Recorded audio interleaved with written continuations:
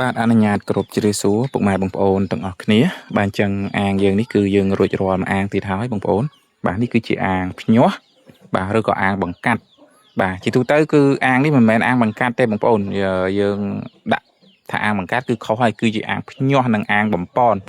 បាទអាងបង្កាត់គឺយើងធ្វើខ្ពស់ការពារកូនការពារកង្កែបលោតចេញរួចសម្រាប់អាងភ្ញាស់ឬក៏អាងបំពន់កូននេះយើងធ្វើទៀបទេកម្ពស់ត្រឹមតែ6 ទឹកគឺសមស្របហើយជាមួយនឹងកូនកែបអាយុ40ទៅ50ថ្ងៃបងប្អូនទាំងអស់គ្នាបាទអូខេបងប្អូនខ្ញុំមកចែកម្លែកបងប្អូនពីរបៀបក្នុងការធ្វើដីឲ្យបានល្អមុននឹងបងប្អូនរៀបចំក្រាកៅស៊ូតង់អូខេបងប្អូនត្រូវតែចាំថាប្រសិនបើបងប្អូនធ្វើសយោបង្ហូរទឹកខាងណាបងប្អូនត្រូវធ្វើម៉េចឲ្យជំនឿក្រូចទៅខាងនោះបងប្អូនណាបាទព្រោះអីវាងាយស្រួលក្នុងការបង្ហូរទឹកបើសិនជាបងប្អូនអត់បានគិតគូរត្រង់ចំណុចនេះទេបងប្អូនច្បាស់ជាថ្ងៃមុខបងប្អូនច្បាស់ជាមានអារម្មណ៍មួយ stress មានអារម្មណ៍មួយថា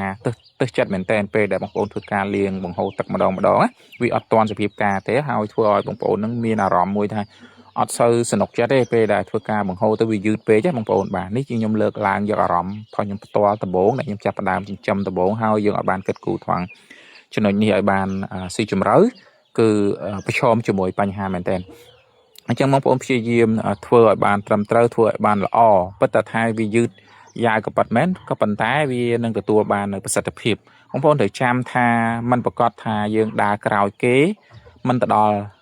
គោលដៅទេហើយក៏មិនប្រកាសថាអ្នកដែលដើរមុនយើងហ្នឹងគេទៅដល់គោលដៅមុនយើងដោយសុវត្ថិភាពដែរបងប្អូនណាបាទអញ្ចឹងបងប្អូនត្រូវធ្វើមួយសឹមដើម្បីយកប្រសិទ្ធភាព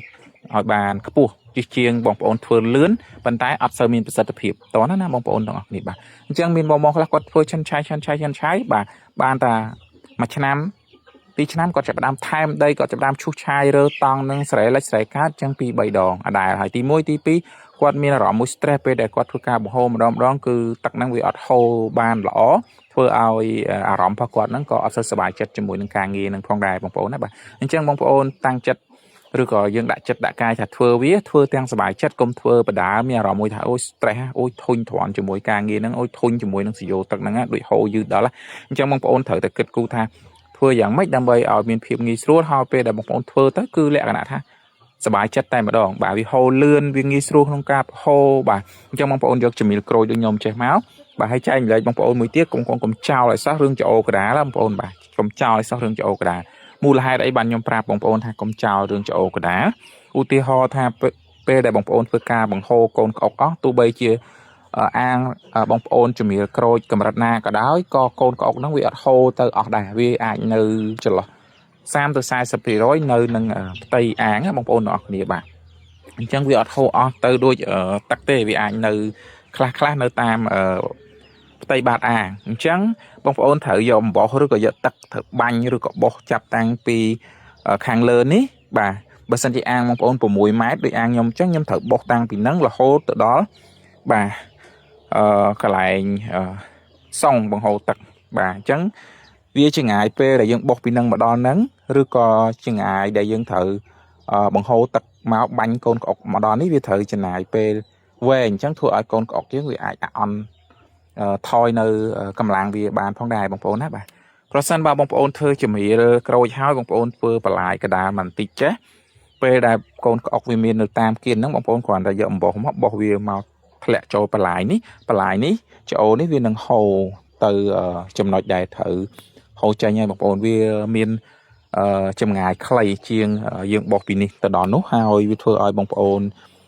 លឿនក្នុងការលាងសម្អាតអាងផងដែរបងប្អូនណាបាទអញ្ចឹងខ្ញុំចែកម្លែកបងប្អូនប៉ុណ្ណឹងបាទដោយខ្ញុំបញ្ជាក់ប្រាប់បងប្អូនអញ្ចឹងមិនប្រកាសថាអ្នកដើរមុនយើងហ្នឹង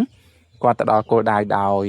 ជឿជាក់នោះទេបងប្អូនណាបាទហើយយើងធ្វើដោយយកចិត្តទុកដាក់ពិតថាយើងក៏ប៉ុន្មានប៉ុន្តែមិនប្រកាសថាយើងដើរមិនដល់ទីទេបាទហើយយើងដើរដល់ទីហើយយើងមានភាពជឿជាក់លើខ្លួនយើងទៀតហើយសម្រាប់បងខ្លះគាត់ដើរលឿនជាងយើងក៏ប៉ុន្មានប៉ុន្តែគាត់អត់មានភាពជឿជាក់ទេបាទគាត់អត់មានភាពជឿជាក់លើខ្លួនគាត់ទេបាទអញ្ចឹងខ្ញុំចែកម្លែកបងប្អូនប៉ុណ្ណឹងសង្ឃឹមថាបងប្អូននឹងយល់រាល់វីដេអូដែលខ្ញុំធ្វើគឺខ្ញុំចង់ចែកម្លែកឲ្យបងប្អូនធ្វើទៅទទួលបាននៅលទ្ធផលល្អដូចខ្ញុំដែរបងប្អូនណាបាទ អរគុណបងប្អូនកុំភ្លេចជួយ share ក៏ដូចជា follow page ខ្ញុំម្នាក់មួយផងឬក៏បងប្អូនចង់បានកូនកែបបងប្អូនអាចទំនាក់ទំនងមកកាន់ page ផ្លូវការរបស់កសិដ្ឋានស៊ីមីងសៀបានហើយយើងមានទីតាំងស្ថិតនៅភូមិស្វាយពកសង្កាត់ព្រះស្រែក្រុងរងម៉ាជ័យឬក៏បងប្អូនដែលមានទីតាំងនៅជិតសាខារបស់យើងមានសាខា3សាខាទី1គឺនៅទីតាំងទី1គឺនៅកំពង់ស្ពឺនឹងផ្ទាល់តែម្ដងគឺជាប់ផ្សារអាដុងបាទចិត្តផ្សារអាដុងចេញពីផ្សារអាដុងមកត្រឹមតែ5គីឡូដីទេយើងដល់ទីតាំងហើយបាទហើយសម្រាប់បងដែលគាត់នៅចិត្តទីតាំងទី2គឺទីតាំងទី2យើងគឺនៅបាត់ដំបងបាទឬក៏ទីតាំងទី3គឺយើងនៅសៀមរាបបងប្អូនចង់បានកូននឹងកែបបាទអាចតំណែងមកបានទីតាំងណាគៀកយើងដាក់ជូនទីតាំងហ្នឹងប៉ុន្តែខ្ញុំបញ្ជាក់នៅក្នុងវីដេអូហ្នឹងណាបងប្អូនណាបាទមិនថាទីតាំងចិត្តឬក៏ទីតាំងឆ្ងាយទេខ្ញុំធានាកូនកែបខ្ញុំដឹកពីព្រឹករហូតដល់ម៉ោង11 12យប់ក៏អត់មានបញ្ហាដែរបងប្អូនហើយបើមានបញ្ហាក៏វាតិចតួចភាគរយមែនទេបងប្អូនបាទត្រឹមតែ4 5គ្រាប់ឬក៏4 10គ្រាប់ទេចំនួន1000 2000គ្រាប់ហើយនៅក្នុងហ្នឹងគឺយើងមានថែមជូនពុកម៉ែបងប្អូនក៏ដូចជាមានការ support បន្ថែមហើយយើងមានធានាសុខភាពកង្កែបជូនពុកម៉ែបងប្អូនបើសិនជាកង្កែបទៅដល់ទីតាំងមានបញ្ហាមានងាប់មានអន់ដោយប្រការណាមួយគឺយើងមានការទទួលខុសត្រូវវេលុយជូនពុកម៉ែបងប្អូនវិញគ្រប់ចំនួនឬក៏ផ្ញើកង្កែបជូនពុកម៉ែបងប្អូនបន្ថែមទៀតបាទកសិដ្ឋានចំកែបស៊ីមីងសៀគឺតែងតែមានពាក្យស្លោកមួយថាលក់ដូរបដោតទៅលើទំនួលខុសត្រូវខ្ពស់ដើម្បីជាទំនុកចិត្តរបស់អតិថិជនបាទអរគុណជំរាបលាបាយបាយ